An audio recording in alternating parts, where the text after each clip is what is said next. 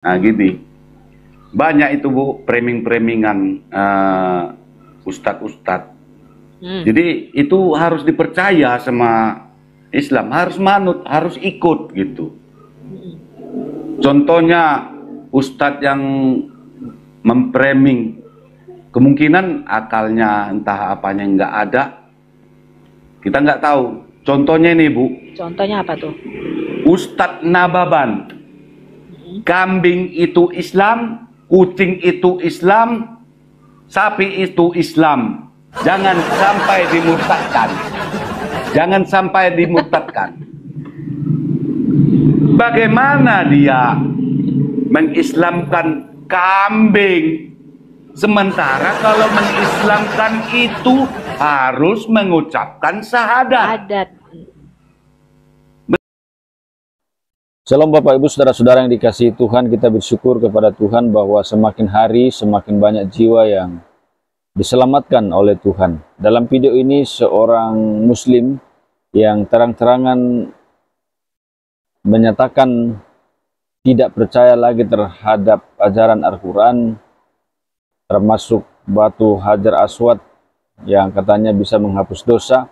Bagi dia sesuatu yang tidak masuk akal. Kalau batu Hajar Aswad bisa menghapus dosa, lebih baik tidak usah percaya kepada Allah.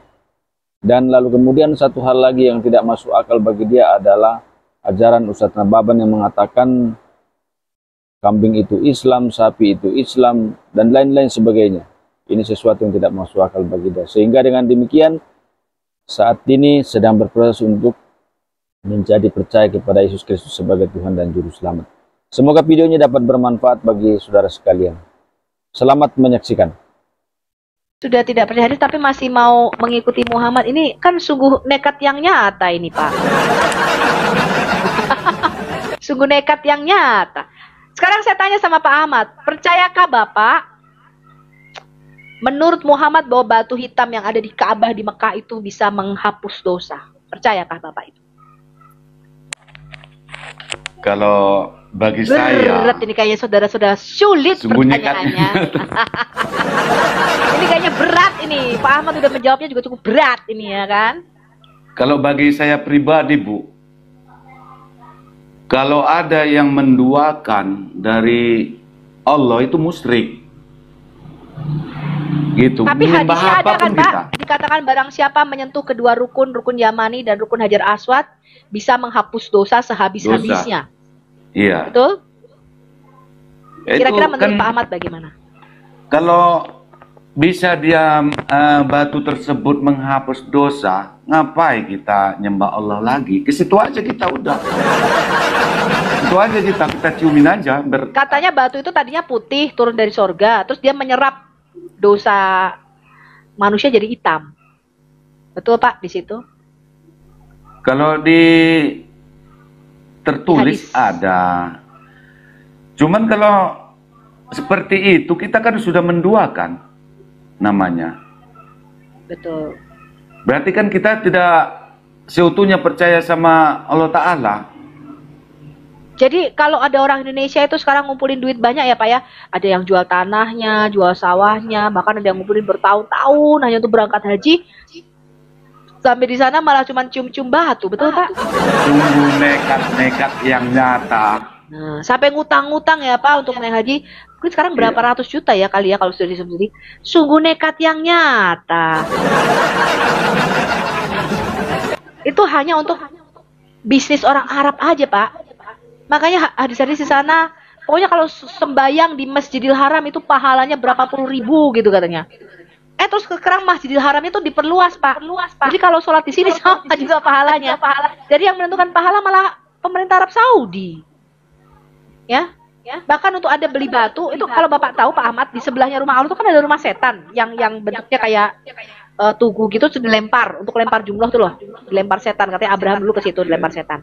Itu batu kerikilnya tuh beli loh Pak, satu kantong plastik tuh kalau nggak salah harganya 5 sampai berapa real gitu, 5 real kalau nggak salah untuk melempar itu. Dan itu begitu dilempar sekarang rumah Allahnya jadi 3 tingkat Pak, jadi tambah besar. Rumah Allah, rumah setannya jadi dibangun, tadinya kan kecil tuh. Dilemparin bukannya roboh, malah makin dibangun sama Arab Saudi rumah setannya. Terus kalau ada lempar di situ, di bawahnya tuh ada lori, ada keretanya, di mana batu-batu itu nanti dikumpulkan, direfill lagi, di packing lagi, dijual lagi sama pemerintah. Gitu. Bahkan sumur Zam-Zam itu, kalau Bapak tahu, itu di bawahnya ada pipa, Pak. Itu disuling dari air laut. Dengan menggunakan kerjasamanya dua perusahaan Amerika, satu perusahaan Kanada, untuk menyuling air laut ini, dialirkan lewat pipanya, lalu dimasukkan ke sumur Zam-Zam. Itu yang dibeli-beli orang Indonesia itu, Pak. Ini bagaimana ini, Pak, kalau jualan agama macam begini nih? Jadi kita memperkaya Saudi Arabia, betul, Pak?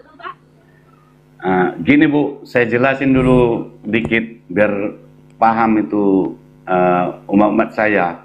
Kalau coba Bapak jelaskan lah sama bertahan ya bertahan. Kalau gini, banyak itu Bu framing-framingan ustadz-ustadz. Jadi itu harus dipercaya sama Islam, harus manut, harus ikut gitu. Contohnya ustadz yang memframing, kemungkinan akalnya entah apanya nggak ada, kita nggak tahu. Contohnya ini Bu. Contohnya apa tuh? Ustadz Nababan. Kambing itu Islam, kucing itu Islam, sapi itu Islam. Jangan sampai dimurtadkan. Jangan sampai dimurtadkan. Bagaimana dia mengislamkan kambing? Sementara kalau mengislamkan itu harus mengucapkan syahadat. Benar kan Bu? Semualah seluruh umat Muslim pasti harus mengucapkan syahadat. Saya cari Coba videonya Nababan. Sambil Bapak ngomong, saya cariin videonya ini, saya pernah rekam juga. Silakan Pak. Saya punya ini kayaknya videonya. Ya diputerin dulu Bu, nanti saya jelasin lagi Bu. Saya jelasin lagi, gak menjelasin sama teman-teman saya biar sadar. Yang kambing itu Islam apa? Kok sampai dimurtadkan? Iya. Yang namanya kambing, makhluk-makhluk yang lain itu semuanya berislam. Coba buka Al-Quran. Al-Hajj ayat 18. Kata Allah apa?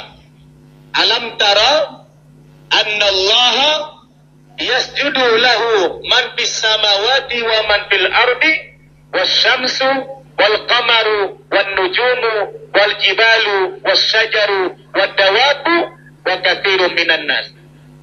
Ustaz ngada-ngada aja mau yang kambing itu Islam apa? Kok sampai dimurtadkan? Iya. Yang namanya kambing, makhluk-makhluk yang lain itu semuanya berislam. Coba buka Al-Quran. Kambing itu Islam. Coba kita lihat lagi ya pernyataan mana ya. Kristen diperluas. Bukan hanya kepada manusia yang perlu dikristenkan, tapi semua makhluk harus masuk Kristen. Karena bunyinya, pergilah kamu ke segenap penjuru dunia, beritakan Injil kepada segala makhluk. Jadi semua makhluk harus mendengarkan berita Injil. Bukan cuma manusia. Makanya Bapak Ibu kalau di rumah ada memelihara kucing, ya, melihara kucing, tolong diawasi betul itu kucing. Jangan sampai kucing itu jatuh ke tangan orang lain, didakwahi nanti kucing ibu bapak jadi masuk Kristen. Kalau punya kucing hati-hati, ya, bisa murtad. Jangan sampai kucing itu dimurtadkan. Ustaz, memangnya kucing itu Islam apa? Oh Islam. Islam, kucing itu Islam, kambing itu Islam, sapi itu Islam. Dalilnya mana? Baca Al-Quran. Makanya baca Quran. Lihat dalam surat Al-Hajj, surat ke-22, ayat 18. Alam tara anna Allah yasjudu lahu man fis samawati wa man fil ardi wasyamsu wal qamaru wan nujumu wal jibalu wasyajaru wad dawabu wa katsirun minan nas wa katsirun haqqa alaihi al-adzab faman yuhinillahu fama lahu min mukrim innallaha yaf'alu ma yasha. Apakah kamu tidak memperhatikan kata Allah bahwa sesungguhnya semua makhluk yang di langit maupun di bumi telah bersujud kepada Allah. Matahari sujud, rembulan sujud, bintang-bintang sujud, gunung-gunung sujud, pepohonan sujud, binatang-binatang melata, semuanya sujud kepada Allah Subhanahu wa Ta'ala. Kalau sujud Islam apa tidak? Pak, Bu, kalau sujud Islam apa tidak? Nah, semua alam ini tunduk kepada mekanismenya Allah Subhanahu wa Ta'ala. Maka Jadi dikatakan kambing itu Islam, sapi itu Islam, tapi nggak disebut ya babi itu Islam. Babi itu Islam apa enggak tuh Pak? Islam juga babi kan? Kalau menurut saya, kalau seisi alam semesta, kalau memang benar-benar diyakini oleh Islam, ya semuanya diciptakan. Mungkin cuma babi yang murtad ya Pak, jadi haram dia. Itu saya yang bingung. Gini Bu, yang saya bingungkan sampai saya saat ini, bagaimana Ustadz Nababan mengislamkan kambing, dikasih salam gini, be gitu ya. Kucing sekasih salam, ayo sadat. Gimana syaratnya? Meong, gitu Bu ya. Tapi Pak, Bapak pernah tahu nggak di dalam salah satu kitab tafsir, saya masih agak lupa nih, saya nggak terlalu perhatikan. Waktu itu pernah juga ditunjukin ya, kitab tafsirnya saya agak lupa di mana. Dikatakan di hari kiamat, binatang-binatang itu juga dimintai pertanggungjawaban loh Pak, dihakimi juga sama Allah. Bapak pernah tahu nggak di dalam hadis itu ada cerita bahwa suatu saat monyet itu pernah berzina. Bapak pernah dengar Pak, monyet berzina? Ya, yang yang manusia belajar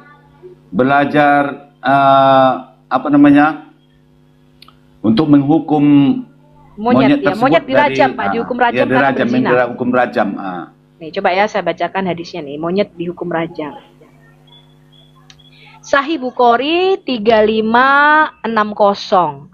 Telah menceritakan kepada kami Nuaim bin Hamad, telah menceritakan kepada kami Husyaim dari Amru bin Maimun berkata, aku pernah melihat di zaman jahiliyah seekor monyet sedang dikerumuni oleh monyet-monyet lainnya.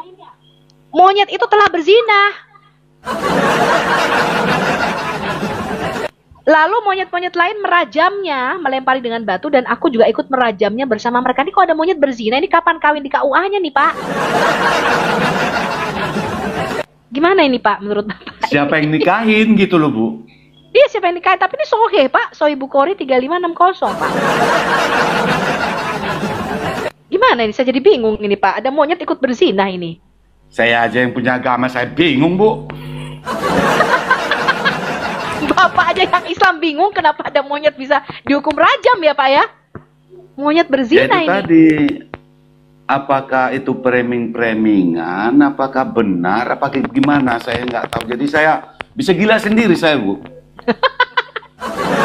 Jadi semakin membaca Quran dan membaca hadis jadi gila ya Pak. Bapak pernah dengar nggak ceritanya Musa itu suatu saat pernah ketika dia mandi, bajunya dibawa lari oleh sebongkah batu. Belum sampai ke sana saya Bu. Ada Pak ceritanya. Bahkan ketika mau diambil nyawanya oleh malaikat maut, Musa itu pernah menonjok malaikat maut itu dan matanya malaikat maut copot satu Pak matanya. Kurang paham itu, Pak? Itu kurang paham, saya belum sampai ke sana. Kalau sampai ke sana ya mungkin saya omongin juga murtad nih Pak ya. Sungguh nekat yang nyata ini Pak. Sungguh nekat yang nyata. Ya. Jadi apa yang mau Bapak pesankan untuk teman-teman muslim lainnya? Silakan. Ini mungkin Pak Ahmad sudah sedikit sadar ya Pak. Nah inilah kita minta, kita mengedukasi. Sadar. Kita itu, ya saya dan Bang Edis dan teman-teman lainnya. Memang kami ini agama dakwah Pak. Kami memang harus, Yesus itu memberikan mandat kepada kami. Pergilah, beritakanlah Injil kepada segala makhluk. Ya, selamatkan mereka, tarik kembali manusia ini untuk masuk dalam kerajaan terang. Jadi di dalam Alkitab saya tuh nggak ada yang namanya pindah agama, tuh nggak ada Pak. Karena Allah kami tidak pernah menciptakan agama. Alkitab berkata kamu dipindahkan dari kerajaan kegelapan, dari kerajaan kematian, dan kamu dipindahkan ke dalam kerajaan terang, yaitu kerajaan anaknya.